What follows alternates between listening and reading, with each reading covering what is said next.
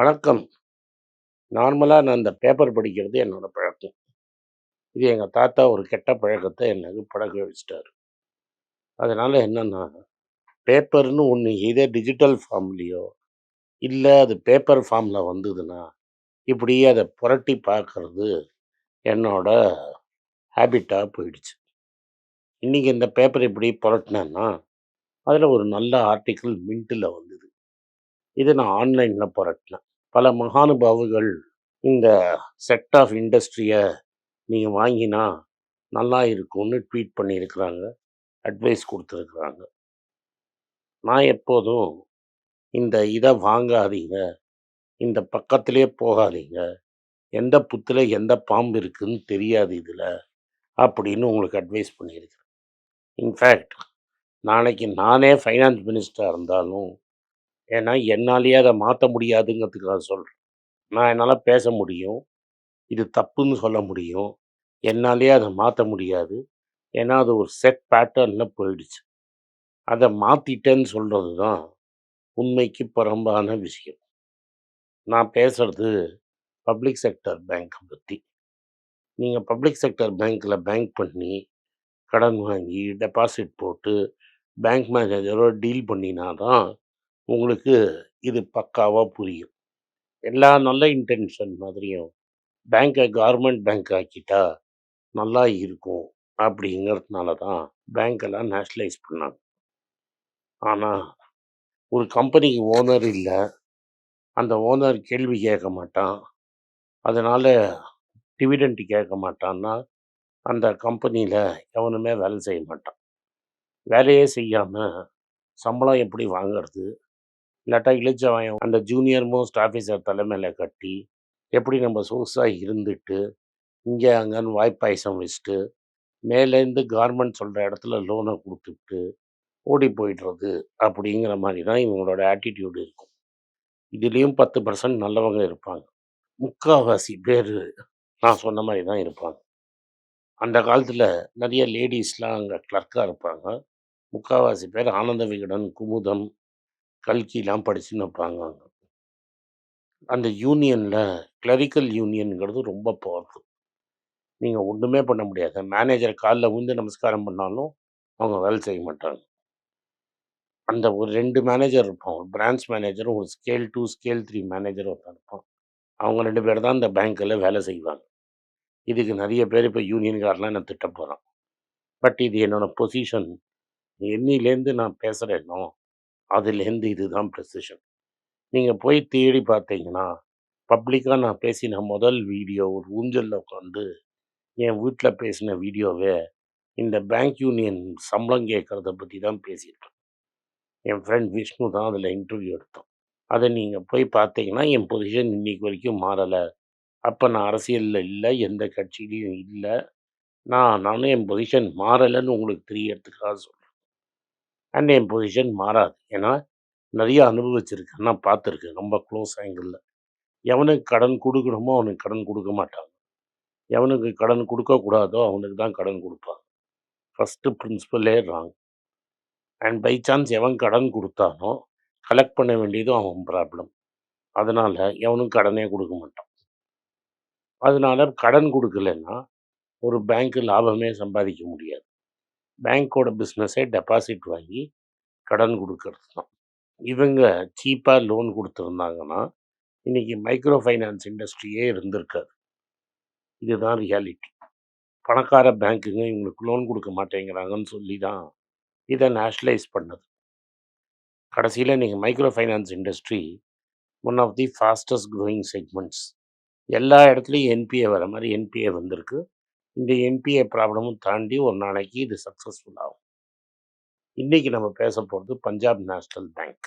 இந்த அரசாங்கம் பவருக்கு வந்தோனே, ஓரியண்டல் பேங்க் ஆஃப் காமர்ஸ்ன்னு ஒரு டெல்லி பேங்க இதோட மெர்ஜ் பண்ணி 4, 5 பேங்க்ல சின்னதாக்கி, இத ஒரு பெரிய பேங்கா மாக்கினாங்க. At one time state bank of இந்தியாவுக்கு அப்புறம் இதுதான் இந்தியாஸ் 2ண்ட் லார்ஜஸ்ட் பேங்கா இருந்தது.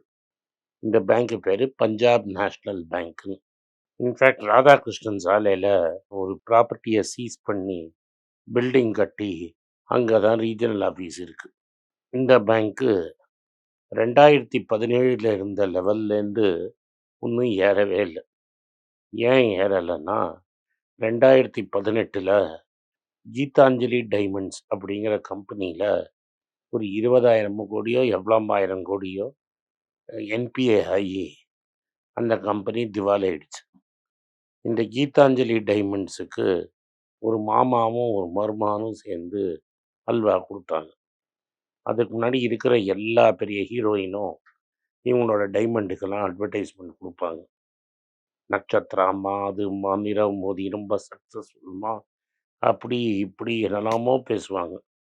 கடைசியில பார்த்தா ஒரு 20,000 கோடி அல்வா குடுத்து ஓடி போயிட்டாங்க. மருமகன் லண்டனுக்கு போனான். ஏன்னா அவனுக்கு ஃப்ளாஷி லைஃப் ஸ்டைல் வேணும்னு.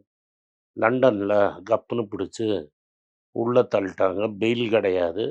எக்ஸ்ட்ரடிஷனுக்காக ஃபைட் பண்ணிட்டு இருக்கிறான் ஜெயிலில் இருந்துக்கிட்டே. மாமா இன்னும் கிளெவரரு.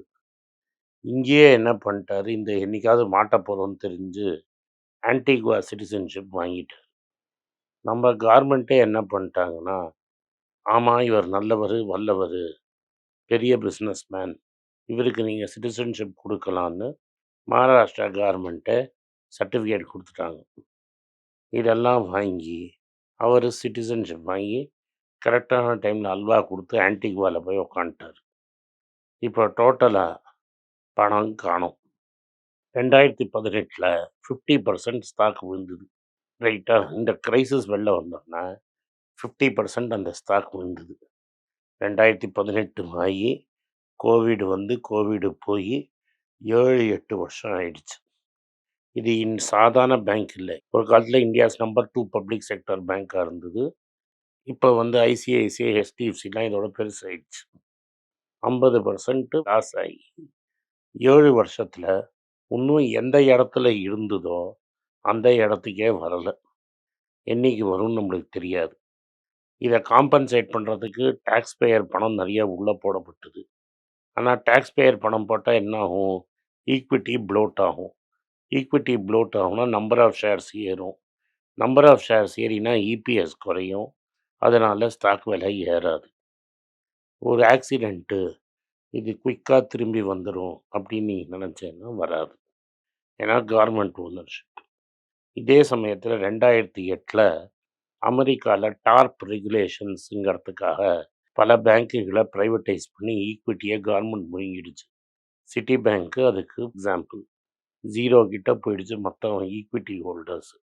இன்னைக்கு அந்த ஸ்டாக்கை நல்ல லாபத்துக்கு அமெரிக்கன் கவர்மெண்ட் விற்று அந்த ஸ்டாக்கெல்லாம் எங்கே இருக்குதுன்னு பாருங்கள். அந்த டார்ப்போட ரிசல்ட்டாக வந்த பேங்க்கோட ஸ்டாக்ஸ் எங்கே இருக்குது, இந்த பஞ்சாப் நேஷ்னல் பேங்க்கோட ஸ்டாக்ஸ் என்ன இருக்குதுன்னு நீங்கள் பாருங்கள். இதுதான் ரியாலிட்டி. அப்போது பொறுப்பில் இருக்கிறவங்க பப்ளிக் செக்டர் பேங்க்கை நாங்கள் டர்ன் அரவுண்ட் பண்ணிட்டோம், சூப்பராக பண்ணிட்டோம், நீங்கள் இந்த ஸ்டாக்கில் இன்வெஸ்ட் பண்ணலாம் அப்படின்னு ட்வீட் பண்ணாங்கன்னா அவரையே கடவுளாக நம்புகிற பல பேர் சுற்றிட்டுருக்காங்க. அவங்க என்ன பண்ணுவாங்கன்னா கொண்டு போய் பணத்தை அதில் போட்டுருவாங்க. அங்கே போட்டது இது மச் ஆஃப்டர் திஸ் இன்சிடென்ட் நடந்தது. இன்னும் எழும்பினா அதுக்கு மேலே எழும்பலை. போன எலெக்ஷன் போது பேசினும்போது நீங்கள் இன்வெஸ்ட் பண்ணியிருந்தீங்கன்னா ஒரு பப்ளிக் செக்டர் இண்டெக்ஸில், பேங்க் இண்டெக்ஸில் இன்றைக்கி என்ன ஆகிருக்கும்னு நீங்கள் பாருங்கள். இதில் சாதாரண உங்களை மாதிரி ஆளை மட்டும் மிஸ்லீட் ஆகி ஏமாந்துடுறது கிடையாது. வீரேந்தர் செவாக் மாதிரி பெரிய பிளேயர்ஸ் கூட ஏமாந்துடுறாங்க. அவர் ட்வீட்டையும் நான் உங்களுக்கு போட்டுக்காது. நம்மளுக்கு ஒரு ஐடியாலஜி இருக்கலாம், நேசம் இருக்கலாம், ஒரு பக்தியே இருக்கலாம். ஆனால் என்ன பண்ணுறோங்கிறது தெரியாமல் பண்ணோன்னா பெரும் நட்டம்தான் நம்மளுக்கு வரும். நன்றி, வணக்கம். வணக்கம். எனக்கு ஒரு விஷயத்தை அட்டென்ஷனுக்கு கொண்டு வந்திருக்காங்க. என்னோட ஏஐ ஜென்ரேட்டட் இமேஜை பார்த்து யாரோ ட்ரேடிங்க்கு பணம் கொடுத்து ஏமாந்துருக்காங்க. ப்ளீஸ், உங்களுக்கு நான் பல தடவை சொல்லிட்டேன், இப்பவும் சொல்கிறேன், நான் யார்கிட்டையும் பணம் டைரெக்டாக வாங்குறது இல்லை, அப்பாயின்மெண்ட் பார்க்குறதே கிடையாது.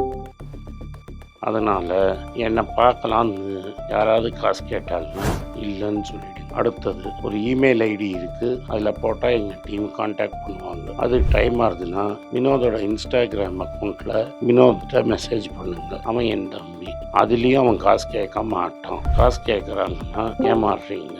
யார் என்ன சொன்னாலும் கம்பெனிக்கு செபி அல்லது ஐஆர்டிஏ அல்லது ஆர்பிஐ ரெஜிஸ்ட்ரேஷன் இருக்கணும். இந்த 3 ரெஜிஸ்ட்ரேஷன் ஏதாவது இருந்தால் தான் உங்களோட பணத்தை நீங்கள் கொடுக்கணும். நீங்கள் இன்கேஸ் ஆஃப் இன்சூரன்ஸ் டைரெக்டாக இன்சூரன்ஸ் கம்பெனிக்கு தான் கொடுக்கணும். இன்கேஸ் ஆஃப் ட்ரேடிங் நீங்களே புரோக்கர்கிட்ட போட்டு ட்ரேட் பண்ணணும். மியூச்சுவல் ஃபண்டும் கம்பெனிக்கு தான் கொடுக்கணும். த்ரூ எக்ஸ்சேஞ்சு நீங்கள் வாங்கிக்கலாம். இதெல்லாம் எதுக்கு நான் உங்களுக்கு சொல்கிறேன்னா, யாரையாவது சொல்கிறாங்கன்னு நம்பி ஏமாறாதீங்க. உங்களுக்காக நான் ட்ரேட் பண்ண முடியாது, அது இல்லீகல். நான் ட்ரேடும் பண்ணுறது கிடையாது. அதனால் ட்ரேடிங் ப்ராஃபிட் பண்ணி தரேன்னு சொல்கிறது ஏமாத்தல். எனக்கு ட்ரேடிங் பண்ண தெரியாது. என் பேரை சொல்லி ட்ரேட் பண்ணி உங்களுக்கு ப்ராஃபிட் ஷேரிங்னா ஃப்ராடு, ஏமாற்றம். நான் யார்கிட்டையும் காசு கேட்கல, கேட்கவும் மாட்டேன்.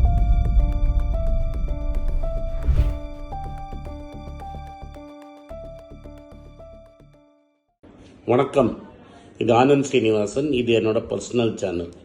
மணி பேச்சுக்கு தனியாக ஒரு சேனல் இருக்குது, அது டெலிகிராஃப் சேனல். இது என்னோட பர்சனல் சேனல். நான் என்ன நினைக்கிறேன், நான் தத்துவ பேச்சை பற்றி என்ன பேசுகிறேன், நான் பொருளாதாரத்தை பற்றி என்ன நினைக்கிறேன், ஜென்ரல் பொருளாதாரத்தை பற்றி நினைக்கிறேன், என் ஐடியாலஜியை பற்றி நான் என்ன நினைக்கிறேன், என்னோடய ஃபிலாசபி, என்னோடய நம்பிக்கை, ரமண மகரிஷி, சார்லி மங்கர் பற்றிலாம் என்ன நினைக்கிறேன்னு இதில் பேசுவேன். இதில் வீடியோ அப்டேட் அப்பப்போ வரும். நீங்கள் சப்ஸ்கிரைப் பண்ணிங்கன்னா என்ன நீங்கள் பர்சனலாக ஃபாலோ பண்ணுறீங்க. இது மணி பேச்சு இல்லை, இது இன்வெஸ்ட்மெண்ட் இல்லை.